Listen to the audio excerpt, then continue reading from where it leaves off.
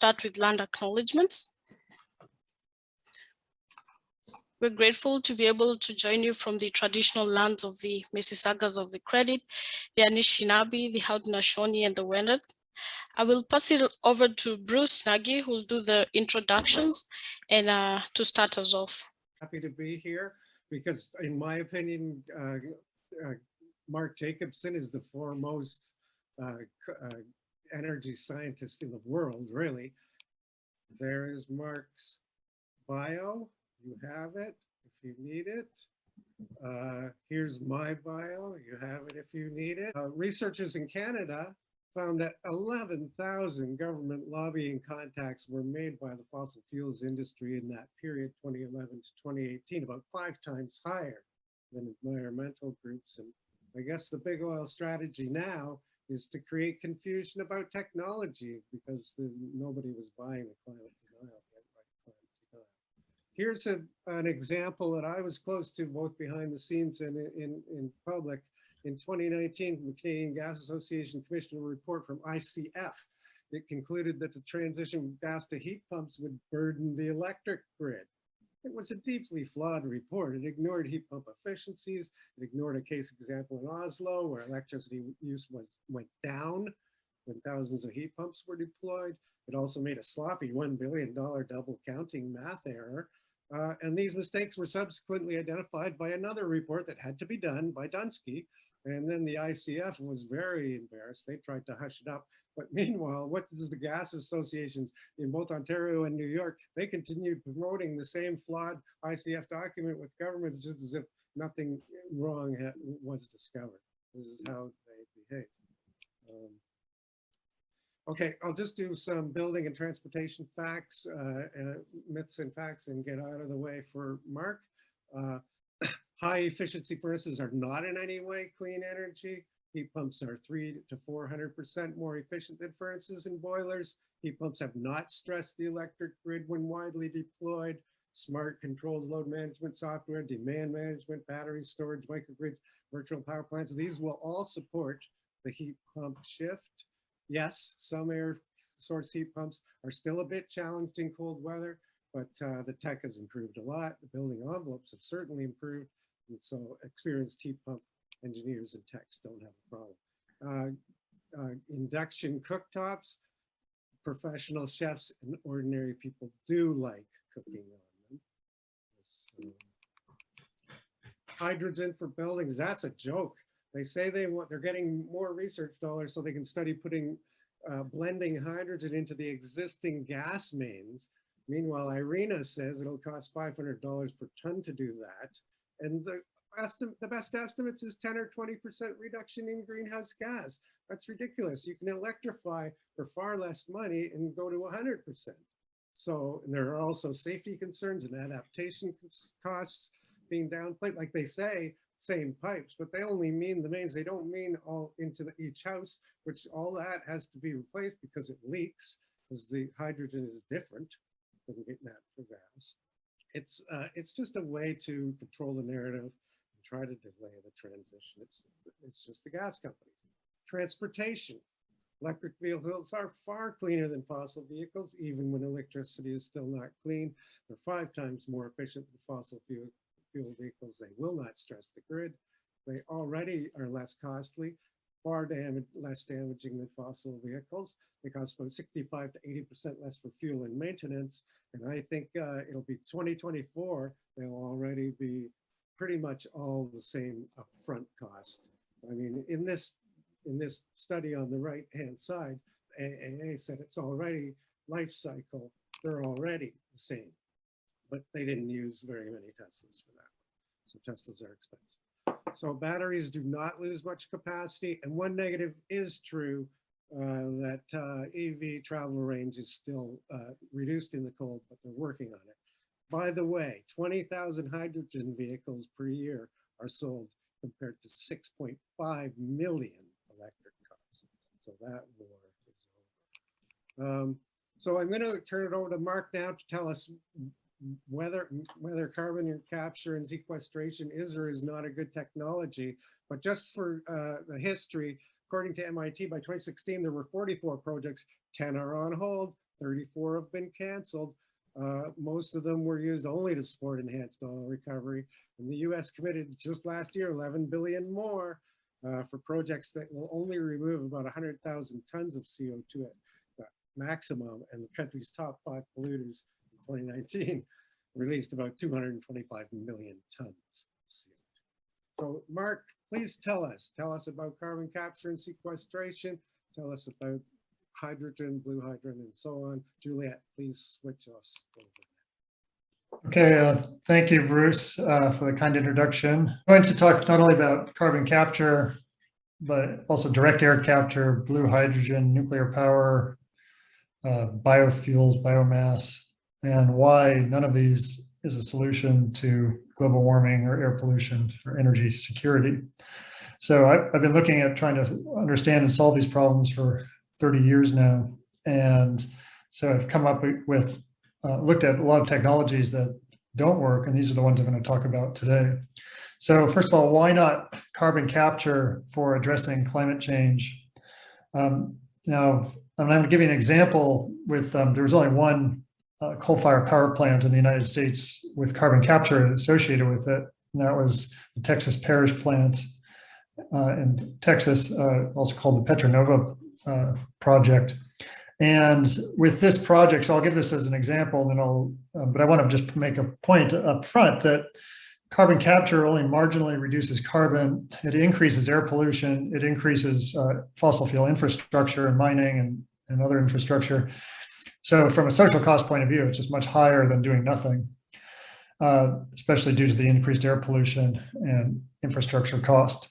But in this case, this Petronova plant, carbon capture was added to part of a coal plant, and it cost $1 billion to add the carbon capture equipment. The project lasted for 3 years before it was mothballed because it was so inefficient and expensive.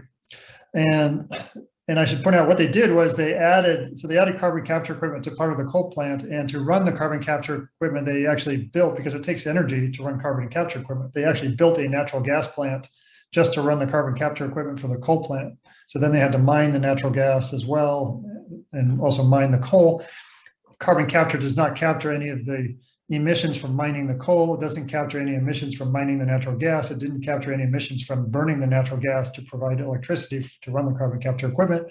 And it only captured part of the carbon from the coal plant combustion. And then the CO2 that was captured was sent to a nearby oil field to enhance oil recovery. And that process, which I'm not even accounting for in the numbers I'm showing you here, resulted in 40% of this captured CO2 going right back to the air pretty much immediately. But okay, so let's look over at different time frames, 20 year and 100 years of this plant. And this actually just shows the first year results. Well, the upstream emissions, so let's just look at the 20 years, which is the center column here. The upstream CO2, these are CO2 equivalent emissions. The upstream CO2 equivalent emissions from mining the coal is about 450 kilograms of CO2 equivalent per megawatt hour.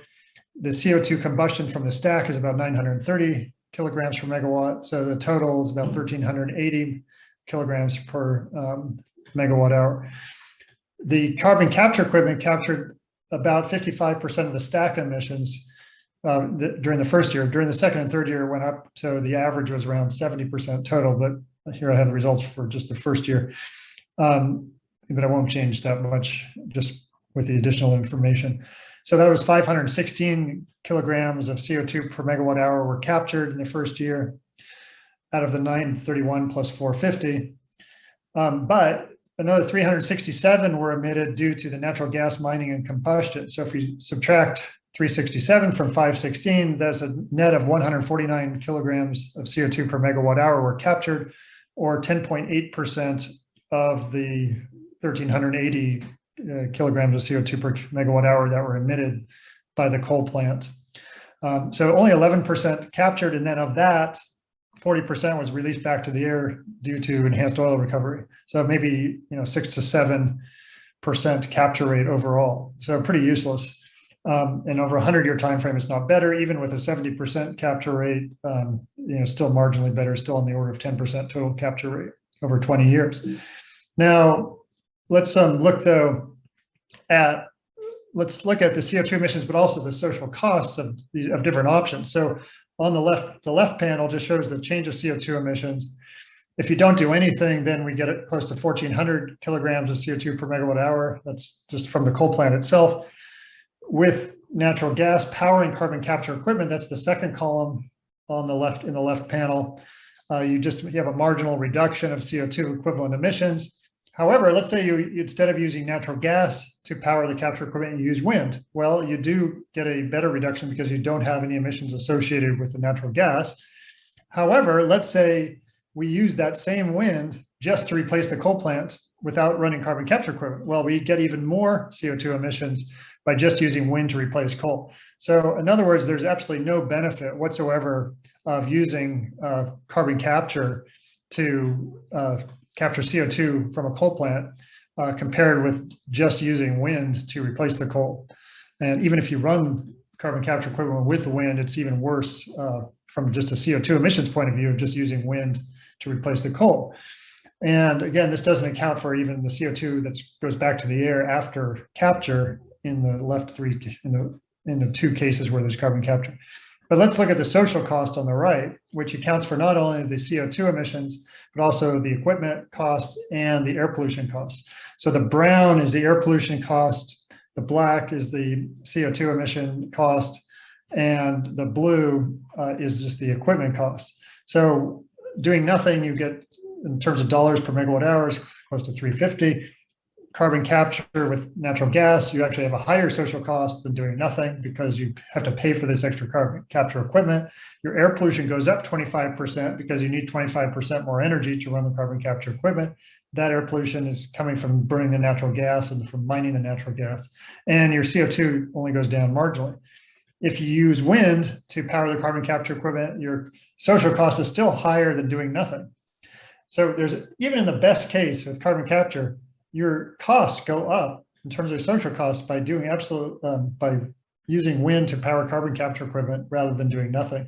The only benefit is when you use wind to replace the coal, there you have a reduction of the social cost.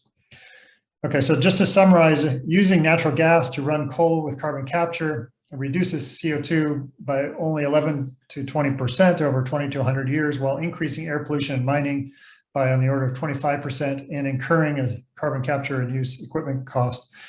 Using wind to run coal with carbon capture reduces CO2 only 34 to 44% while keeping air pollution and mining the same and while incurring an equipment cost.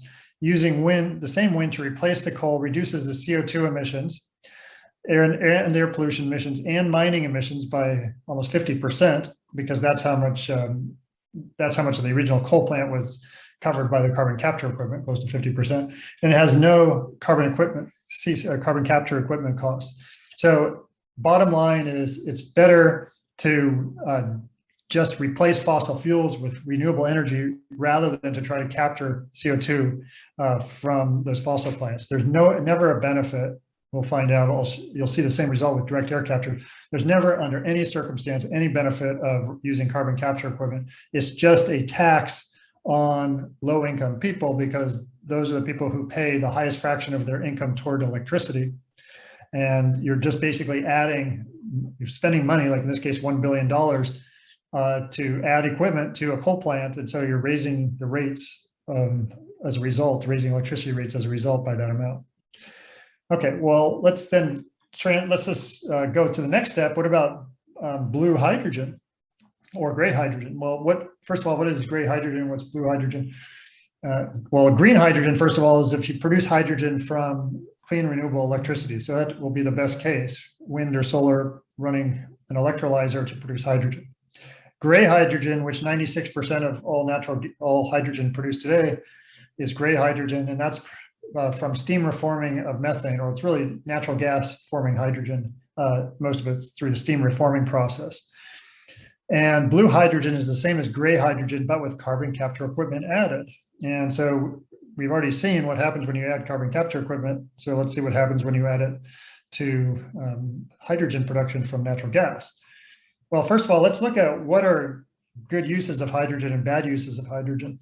So there's two issues here. One is what should we use hydrogen for? And then the second issue is how should we produce the hydrogen? well, what should we use hydrogen for? The main good beneficial purposes are long distance vehicles, such as long distance airplanes, ships, trains, trucks, and military vehicles, but not short distance or passenger vehicles, or even shorter moderate distance airplanes or ships or trucks or ferries. Battery electric is much better for short distance and smaller vehicles. Hydrogen fuel cells will be better for long distance heavy transport in particular. Another benefit of using hydrogen is for steel production to replace carbon reduction and purifying iron oxide to pure iron. Right now it's done using carbon, and you can do it instead with hydrogen, and you can eliminate about 98% if you use also clean renewable electricity for the electrical portion of steel production. You can eliminate between 97-98% of all carbon emissions with using clean renewable electricity and green hydrogen. And then electricity and heat and remote microgrids is another beneficial application, because when you use a fuel cell to generate electricity, you also produce heat. And if you capture both the electricity and the heat, that can be useful in remote microgrids. But we don't propose hydrogen for use for stationary electricity storage, because batteries are much more efficient for your general grid, large-scale electricity storage, or for building heat. So a lot of proposals are going in to put hydrogen in the natural gas system, to mix it with natural gas and send all that to buildings. But that's just a horrible use. Well, first of all, in buildings, there's no purpose of having both electricity and natural gas or some gaseous fuel. No purpose of having two forms of energy in a building. Electricity can do everything on its own, much more efficient, and you don't need the extra infrastructure cost of pipes and natural gas equipment. So anyway, it's not good. It's not a good application to use hydrogen in buildings for heat or for passenger vehicles, as I mentioned. Then, in terms of producing the hydrogen, we only propose using green hydrogen for those applications. But a lot of existing hydrogen is produced as gray hydrogen from natural gas. Well, let's just look at what happens when you use natural gas to produce hydrogen through steam methane reforming, SMR. I'll also look at autothermal reforming, ATR, in a little bit, but these numbers first are steam reforming. And these results are from a paper that Bob Howarth and I did publish last year in 2021. First of all, when you add carbon capture to produce hydrogen, when you try to capture the carbon, there's two sources of carbon dioxide. One is the burning of natural gas to produce electricity and heat, and so you might want to capture that carbon dioxide. And the second is that methane itself is used as a feedstock to produce the hydrogen. You get 4 molecules of hydrogen per molecule of methane, because you also have water in this process. And so you need methane as the feedstock, and even autothermal reforming, you get less hydrogen per molecule of methane, but you need methane as a feedstock. So you have to, first of all, mine the methane, and there are going to be leaks of that methane. And so those leaks are uncaptured, so those have to be accounted for. Then you have carbon dioxide emissions from burning the natural gas for the energy, and that may or may not be captured, and if it is captured, only part of it's captured. And then there's the CO2 emissions from the feedstock use of the natural gas to produce the hydrogen, and that may or may not be captured as well. So in this calculation I'm going to show you, we assumed leakage rates for the upstream. They're not only leakage rates or emissions rates, really. Upstream emissions from natural gas mining, but also from the transport of natural gas. You need natural gas energy to actually push the natural gas through the pipe system. Then you have natural gas processing, the processing facilities, and then more pipes and some leakage. Overall, we assumed a mean leakage rate of 3.5%, or emissions rate of 3.5%, with a range of 1.5 to 4.3. Just to put this in perspective, the largest natural gas fields in the world are in Turkmenistan, and their average leakage rate just at the gas field is 4.1%. Satellite flyovers of New Mexico, published a couple months ago, 9.4% leakage rates in New Mexico, the United States. Shale gas, it's on the order of, there are different wells, but they range from a couple percent to 3 or 4% leakage rates. We think this 3.5% is very actually conservative and certainly reasonable, but we do show a range, and it doesn't, anywhere in that range we get the same result. With the other assumptions are, well, for the carbon dioxide that's emitted from the feedstock CO2, when you're using methane to produce the hydrogen, the CO2 that results, there's only one plant where there's data from where they try to capture the CO2 from that process, and that capture rate is 78.8%. We're assuming generously here 85% capture rate from that process, with a range of 78.8 to 90%. And then the flue gas, which is the combustion gas, we assume a capture rate of 65%. Again, for the first year, the first year at the Petronova was 55%, the average was 70%. The Boundary Dam project in Canada, there's a carbon capture plant there, and that capture rate on average over 5 years is 55%. Then in Australia, the largest carbon capture project in the world, which has been going on for 5 years, the average capture rate over 5 years is 20%. So the range is somewhere between 20% capture rate and 70% capture rate. We generously assume 65% capture rate. So, and then we assume 20-year global warming potential, but we also examined 100 years. Base case results, gray hydrogen, which is the default natural gas. This is the grams of CO2 equivalent emissions per megajoule of energy. Gray hydrogen, a little over 150. Blue hydrogen, because we have upstream leakage and because we're not capturing all the carbon that's emitted by those two processes, there's only a modest reduction of CO2 emissions.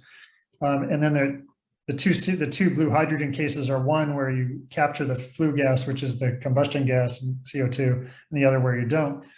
But what's interesting is all those cases have higher CO2 emissions than just burning natural gas for heat, which is the fourth column. And then the fifth is burning diesel oil for heat, and the sixth is burning coal for heat. So blue hydrogen, which is supposed to eliminate emissions, is doing nothing but increase emissions compared to just burning natural gas. And so again, completely useless technology, is not coming close to what green hydrogen does, which is eliminate all CO2 emissions and air pollution emissions. On top of this, the blue hydrogen is increasing air pollution because you not only have more air pollution upstream because you're mining more methane to run the carbon capture equipment, but you need more energy, so you're burning more methane to run the carbon capture equipment as well, producing more air pollution. So there's more air pollution, there's more mining, there's more leakage, and there's not a whole lot of CO2 savings compared to just plain gray hydrogen.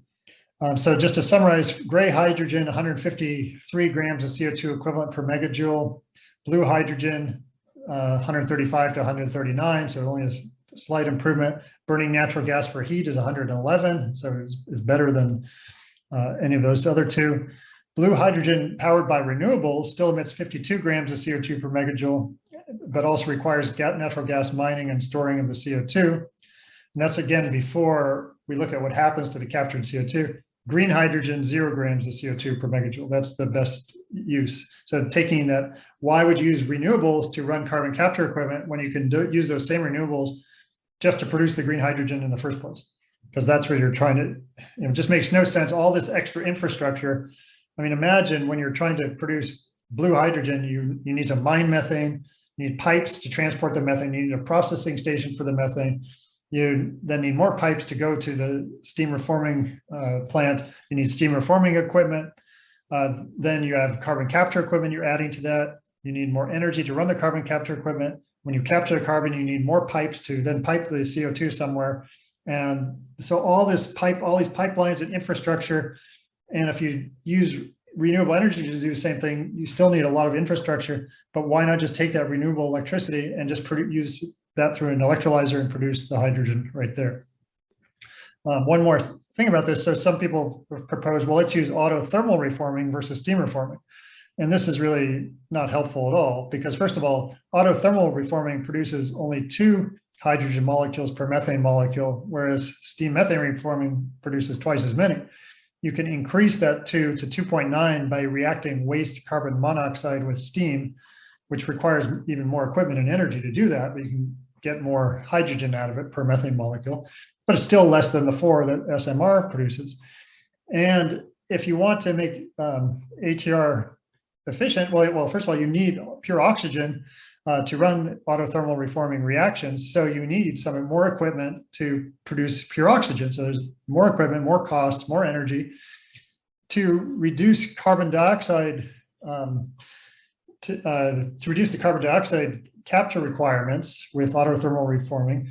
Energy for heat and the oxygen separation can be obtained with a hydrogen fuel cell, but that requires even more equipment to be added to this. So autothermal reforming always results in 38 to 100% more methane leaks and upstream pollution than steam reforming.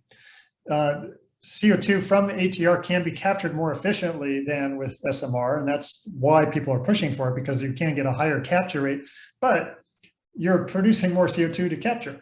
So it just makes no sense. Even though you're getting a more efficient capture, you're actually producing more methane and you have more CO2 that need to be captured. So it just, both of them are just ridiculous. All right, so let's then go to the next technology, direct air capture.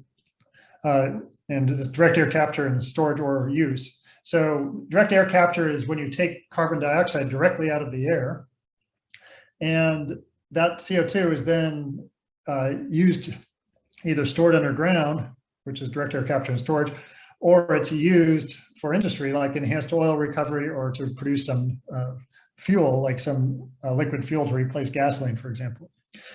So this problem suffers from the same problems as carbon capture. Well, first of all, it's even more difficult to capture the carbon from the air than from a direct exhaust stream, because you have more dilute CO2 in the air than you do in a direct coal-fired power plant exhaust stream. But you know, so the question here again will be, well, is it better when you run direct air capture? You need equipment again, so you have an equipment cost, and you need energy, so you have an energy cost, and if the energy is fossil fuel energy, you have more emissions to account for. So why not take that same money and that for the equipment and the energy and just buy clean renewable electricity to replace a coal plant? Because when you use wind, water, solar to replace a coal plant, you eliminate all the pollutants from the coal plant, all the combustion pollutants, in addition to the CO2, and you would eliminate the upstream mining of the fuel at the coal plant. You eliminate the pipelines, you eliminate the refineries, gas stations, the whole fossil fuel infrastructure. You eliminate oil spills, oil fires, gas leaks, gas explosions. You eliminate international conflicts over energy and blackout risk by centralized power. Whereas, so you can eliminate, by taking renewable energy and replacing fossil fuels, you eliminate a lot of things. When you take that same renewable energy and you just run direct air capture equipment, all you're doing is taking some CO2 out of the air, but you're increasing, you're preventing that renewable energy from replacing the coal plant. So you have an opportunity cost. So I want to quantify that here. So this is a real direct air capture plant. This is Carbon Engineering's plant, and they published these data. So these are their own data, at least of what the efficiency of their plant is. So again, let's look at the 20-year time frame, since that's actually the most relevant with respect to climate. The direct air capture equipment, it removes 825 kilograms of CO2 per megawatt hour of electricity. And that's going to be either over 20 or 100 years, you get the same number. But they built in a natural gas combined cycle turbine to provide that electricity.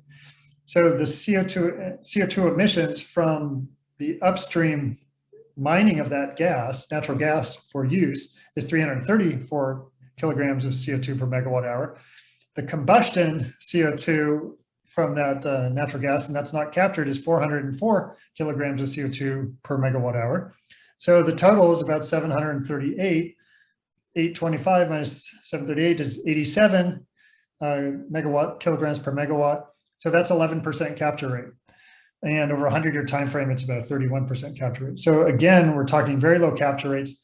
If that CO2 is then used to enhance oil recovery, we eliminate 40% of that CO2 savings goes right back to the air. So we're down to, again, around 6 or 7% reduction over a 20-year time frame. What if we use wind to power that capture equipment? Well, we eliminate the upstream mining of mining of natural gas, so we don't have any emissions associated with that. We don't have any emissions associated with combustion of natural gas. So there is a 100% net capture rate. However, let's say we use wind instead to replace that same amount of wind to replace a coal plant. There, we replace 1,380 kilograms per megawatt hour with that same wind. So we get 1,380 over a 20-year time frame instead of 825. So we get much more CO2 savings by using wind to replace coal rather than wind to run carbon capture equipment. But at the same time, wind replacing coal eliminates the air pollution from the coal. It eliminates the coal mining, and so all the infrastructure eliminates the coal plant and all the other problems associated with coal. The wind running carbon capture equipment does not reduce any air pollution, does not reduce any air mining of coal or equipment from coal. So let's look at the social cost of each of these cases. On the left is the CO2 emissions, so we'll start there, the left panel. And this is compared with running a coal plant. So we're looking at the change of the CO2 emissions of using carbon capture equipment to take carbon, or direct air capture equipment to take CO2 out of the air versus running a coal plant and using, in one case, we'll use winds to replace the coal plant. So anyway, on the left, when we don't do anything, there's no change in CO2. When you run direct air capture equipment with natural gas, you get a reduction of CO2, which is in the blue due to CO2 coming out of the air, but you get an increase of CO2 due to the natural gas, the combustion, the upstream mining of the gas. The red is the methane leaks from the upstream mining. The purple is the other emissions associated with upstream mining.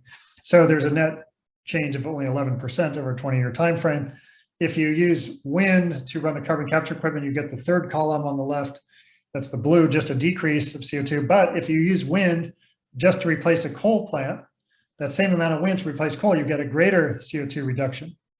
Now, in terms of the social cost, this is on the right. If you don't do anything, this is the social cost of coal. The brown is the air pollution. The black is the CO2 emissions. And then if you use gas to run direct air capture equipment, you increase the air pollution cost because you have more air pollution from the coal, from using natural gas to power the carbon capture equipment than you would if you just had coal alone. And then this black is the CO2 emissions, that's slightly reduced, but the blue is the equipment cost. So using direct air capture to natural gas to power direct air capture increases the social cost compared to doing nothing. If you use wind to run the direct air capture equipment, you don't increase the air pollution cost compared to coal alone. You do reduce the CO2 emissions compared to coal alone, but you have an equipment cost. Now, if you use wind to replace the coal, then all you have is the equipment cost of the wind. So if you compare the SDA-CCU gas with wind only, you see there's a factor of 10 higher social cost of using carbon capture powered by natural gas than to take that same, instead to use wind to replace coal. Again, so it's a factor of 10. And even if you use wind to run direct air capture equipment, there's a factor of 5 to 6 higher social cost than using that same wind to replace the coal. In other words, there's absolutely no benefit of using direct air capture. It's just a social cost. It's a drain on society. It's basically like using wind to run Bitcoin. It's just an additional energy use and hardly has any benefit. And in fact, it has a disbenefit because it increases air pollution, either by directly increasing air pollution if you use natural gas, or by preventing the reduction of air pollution if you use wind, because it's an opportunity cost. Wind can be used a lot more efficiently. Okay, next topic is, well, why not nuclear power? So nuclear power, and I'm going to focus here on new nuclear power first. I should point out that there's one nuclear power plant being built in the United States, well, it's 2 reactors in Georgia, the Vogtle plant, and the latest cost estimates are $34 billion, and for 2.3 megawatts, so that's over $15 per watt. And that compares with about $1 per watt for wind or solar. So the capital cost is like 15 times higher right now than new wind or solar. And it's taking, those reactors are taking 17 to 18 years now between planning and operation, versus right now, with new wind or solar is anywhere from 1 to 3 years. But so it takes, and rooftop solar is in fact half a year, 0.5 years. And there are some wind or solar that could take up to 5 years. But the bottom line is, and by the way, they've laid out in that Vogtle plant, they've laid out enough cement to lay a sidewalk between Miami and Seattle. And so this is all it's been doing so far, is emitting huge amounts of CO2 with no benefit. If you look at, and it takes, once you have a nuclear plant running, then there's a lot of energy that goes into refining uranium and mining the uranium, and also beyond the construction cost. So nuclear results in about 9 to 37 times more CO2 equivalent emissions and air pollution per kilowatt hour generated than wind. It takes 10 to 19 years between planning and operation versus 0.5 to 5 years at the most for wind or solar. It costs, and these numbers are even old because it's now even more than 4 to 5 times that of onshore wind and utility PV. It's closer per kilowatt hours. If you look at the Vogtle plant, it's closer to probably 6 or 7 times with a capital cost of 15 times. And it takes, and with just these numbers, it takes 2 to 38 times longer to obtain 1/4 to 1/5 the CO2 savings per dollar than wind or solar. On top of that, the Intergovernmental Panel on Climate Change has concluded there's robust evidence and high agreement that increased use of nuclear leads to more weapons proliferation risk, meltdown risk, waste risk, and mining risks. So these are all problems that we don't have to deal with clean renewable electricity. And just to show that Vogtle is not an anomaly, here are the construction times and planning to operation times for several other plants. There's one in Finland, which just opened, well, it's theoretically open this year. That was after 22 years between planning and operation. But it just got closed down again for some more inspections. Hinkley Point is expected to be 18 to 19 years, although that's not even close to being finished. There's Vogtle, Flamanville in France, 19 years. Even in China, 13 to 14 years and 12 to 13 years. And in Sweden, which was back in the 70s, those were 10 to 18 years. Really, there's no plant that's ever been put up in less than 10 years between planning and operation. So that's a problem. If we want to solve 80% of the global warming problem by 2030, and that's 8 years away, we can't have a technology, we can't be putting all our money in a technology that won't even be ready for another average of 15 years from now. In terms of CO2 emissions, I mentioned 9 to 37 to 1. I'm going to skip the details, but here's the actual calculations for those of you who want to look at it later. And so why is it impossible for new nuclear to help solve global warming? Well, we can allow 500 gigatons of CO2 emissions after 2020, that's accumulated CO2, after 2020 to stay below 1.5 degrees warming. There's on the order of 40 gigatons of CO2 emitted per year these days. So eliminating 80% emissions by 2030 and 100% by 2050 would then result in about 340 gigatons of CO2 being emitted. So that would keep us in that range of 1.5 degrees. This requires reducing today's emissions about 10% per year from 2023 to 2030. As I mentioned, a new nuclear plant takes 10 to 19 years between planning and operation. So 15 years from now, well, that's going to be 2037 when you get the first plant rolling. And so it's not going to be helpful at all to get us to the 80% goal by 2030. In fact, it's an opportunity cost. It's taking huge amounts of money away from spending on clean renewable solutions, which can be put up in today 0.5 to 3 years. So it's really impossible for nuclear to avoid 1.5 degrees global warming. It is possible for WWS to do that. Why not biomass for electricity or heat? sources of biomass energy are agricultural residues, forestry residues, energy crops, wood from food industry residues, park and garden waste, and contaminated waste, such as municipal solid waste.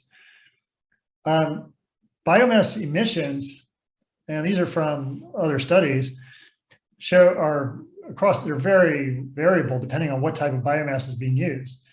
But just the life cycle emissions alone are 43 to 1,730 grams of CO2 per kilowatt hour.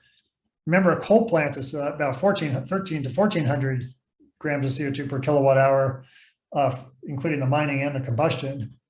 Now, the low end of this biomass life cycle emissions is due to the forestry residues at the top, or the second one. And then, energy crops are on the order of 200 to 300 grams of CO2 per kilowatt hour. The 1,700 is the municipal solid waste. That's where you got a huge CO2 emissions. But if you look at all the emissions on the bottom, it's 86 to 1788, the range, whereas wind is 4.8 to 8.6. So there's 10 to 370 times the CO2 emissions per kilowatt hour of biomass for electricity compared to wind for electricity. So CO2 emissions, even in the best case, are much higher for biomass. And what if you want to add carbon capture to the biomass? Well, again, it requires 25 to 50% more energy, then 25 to 50% more air pollution, usually because that energy is coming from a combustion source. And air pollution is already high from biomass combustion. You need CO2 pipes. There are a few storage facilities worldwide. So, and because people have no incentive to just store CO2 under the ground, they usually use it for enhanced oil recovery or for try to make fuels, but that requires more energy and materials. By removing agricultural residues, and that's one way of producing biomass for electricity is using agricultural residues, but that means you need more fertilizer because the residues are usually used as fertilizer on the ground. So the energy used to run the carbon capture equipment is an opportunity cost, like I talked about before. Biomass combustion efficiency is lower than that of coal. Coal is about 33% efficiency, but biomass combustion efficiency is only 20 to 27%. So it's just not an efficient use of energy. Let me jump to why not liquid biofuels for transportation. And I'll stop. So there are the types of biofuels that have been proposed are ethanol, which could be corn ethanol, sugarcane ethanol, or cellulosic ethanol, and in different blends. So E10, E85, E100. E85 is 85% ethanol and 15% gasoline, for example. But even 100% ethanol in the US, 5% of that 100% is gasoline added to the ethanol as a denaturant, so people don't drink it. So E85 is really about 81% ethanol and 19% gasoline. An alternative to ethanol is butanol for passenger vehicles. And then for big trucks and buses, biodiesel is an alternative to diesel. The sources are soy or algae. Now, there are going to be issues associated with well, first of all, when you use ethanol as a fuel, you're burning it, and so you still produce air pollution. And it takes a lot of energy actually to not only fertilize the crops. If let's say there's corn ethanol, you got to fertilize, you water, and well, 13% of US corn is watered, so there's a big water issue for some of that corn. And there's energy required to transport, cultivate the corn, to take it to the ethanol refinery, to refine the corn into ethanol. And then to transport, you can't use pipelines to transport it. It has to be train, trucked, or barged around, so diesel fuel is used. So this is from a study we did a few years ago, looking at, well, what are the CO2 emissions? Let's say you change the entire US vehicle fleet to battery electric vehicles or hydrogen fuel cell vehicles, HFCV, or corn ethanol vehicles or cellulosic ethanol vehicles. Now, I should point out that cellulosic ethanol, which is using enzymes to break down cellulosic material in switchgrass, for example, it's been proposed since 1981, but to date, there's still not a single cellulosic ethanol factory in the world. So this doesn't really exist at any commercial scale. So these numbers are hypothetical for cellulosic. But cellulosic ethanol was supposed to be more efficient than corn ethanol, and that's why the emissions are lower for cellulosic ethanol, but it doesn't actually exist. So we're really looking at corn ethanol these days. Now, the corn ethanol, what this shows on the left is the CO2 emissions if you replace all vehicles in the US with either one of these types of other vehicles. Now, the maximum emission reduction is 40.3% because around, I think it was around 30% of CO2 emissions in the US are from the tailpipe, and the rest of the other 10% here is from the upstream mining and refining and transporting the fuels. So you can get at most 40.3% reduction. If you use wind to power battery electric vehicles, you can get almost that entire 40.3% reduction of CO2 emissions. Wind powering hydrogen fuel cell vehicles, almost the same, although you do need more wind turbines to do that because hydrogen is less efficient than batteries. And then concentrated solar power for battery electrics, PV for battery electrics, they're all really low CO2 emissions. Corn ethanol, on the other hand, there's a low and a high range here. The low is only a 2% benefit, and the high is actually a 30% increase of CO2, and these are all compared to using gasoline. And the high value is due to the land use change. So when you use corn for fuel instead of food, that encourages bulldozing or burning of forests in other parts of the world, and so deforestation in other parts of the world to grow crops. And so that's the high end estimate. But even assuming that doesn't occur, there's only a 2% benefit of corn ethanol in terms of CO2 emissions compared with gasoline. So this is not very efficient. And on the right is the air pollution death rate change. The default was 15,000 air pollution deaths in the US from gasoline. Now, corn ethanol and cellulosic ethanol are about the same, but slightly higher because you have more. The black on top of the blue is the upstream emissions, because you have to train, truck, and barge ethanol around. And instead, you can't use it in a pipeline. There's a lot of diesel emissions, and so the air pollution emissions go up. Whereas battery electrics and hydrogen fuel cell vehicles, their emissions virtually go to zero, or close to zero, and the only emissions are associated with building the infrastructure for the wind and the batteries. So you get a huge air pollution reduction by using batteries. There's no benefit of using cellulosic or corn ethanol in terms of health or climate compared to using battery electric vehicles. In terms of land, the land spacing area, you might need 30% of the entire US, or 15% of the entire US for corn ethanol, and 20% for cellulosic ethanol versus much smaller areas. Keep in mind that photosynthesis is only 1% efficient. So only 1% of sunlight gets converted to energy in plants, whereas solar photovoltaics are 20% efficient. So 20% of the solar energy gets converted to electricity. You add on top of that the fact that a battery electric vehicle uses 1/4 the energy to go the same distance as an internal combustion engine vehicle, then you find that your photovoltaic powering a battery electric vehicle will use 1/80th the land as corn ethanol powering a internal combustion ethanol vehicle. So you use 1/80th the land, or in other words, 80 times more land for corn or cellulosic ethanol. So here's how much land area would be needed to power the US with cellulosic ethanol. This is the US vehicle fleet with corn ethanol, just huge swaths of land. Nuclear wouldn't be so much. I didn't show that on the other charts. The black is the spacing area between wind turbines. The red is the footprint. The footprint of wind would be the smallest of any energy source to power the ethanol fleet. And that's if you take it offshore.